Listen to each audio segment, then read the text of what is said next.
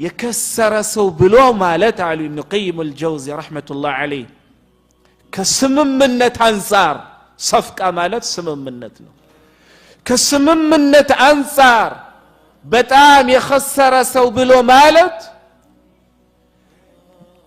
ከአላህ ባያኒ ሱብሓነሁ ወተዓላ አላህ ከሚፈልገው ነገር በሌላ ነገር መሽጉል የሆነ ቢዚ የሆነ ሰው ነው ከዛ የበለጠ ደግሞ የከሰረ ሰው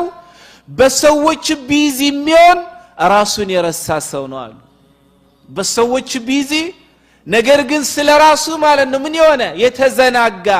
ያ ነው በጣም የከሰረ ሰው ብሎ ማለት አሉ ኢብኑ ቀይም አልጀውዚ ረህመቱላህ ዐለይሂ ወላሂ ትክክል ነው የኔ ምላስ ከሙስሊም ወንድሞች አደብ ሊገዛ ይገባል የኔ ምላስ ወንድም ሙስሊሞች ላይ ማለት ነው ሲያር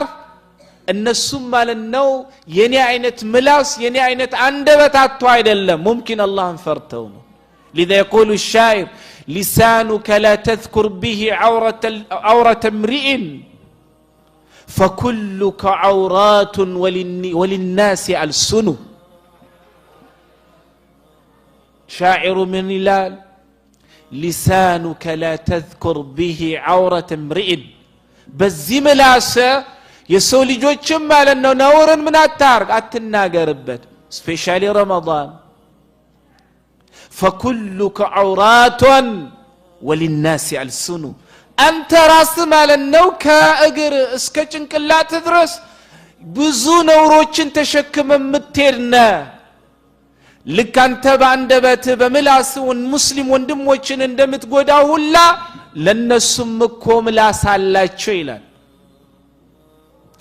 ሁላችንም አላህ ስለሰተረን ነው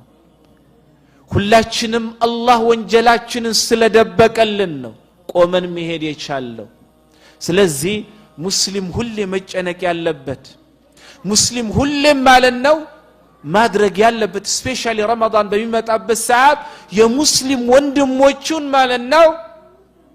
ስሜት አመንካት የሚለውን ነገር ጠንቅቆ መጠንቀቅ አለበት ወላሂ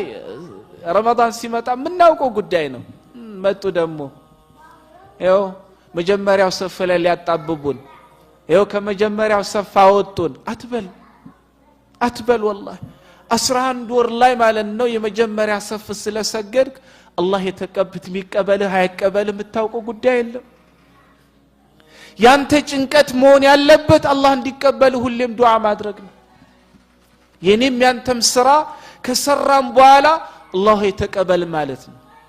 ይሄው ረመዳን ሲመጡ አጨናነቁን ከመስጂድ አወጡን ከመጀመሪያ ሰፍ አፈናቀሉን አትበል ይስገዱ ወንድሞችህ ናቸው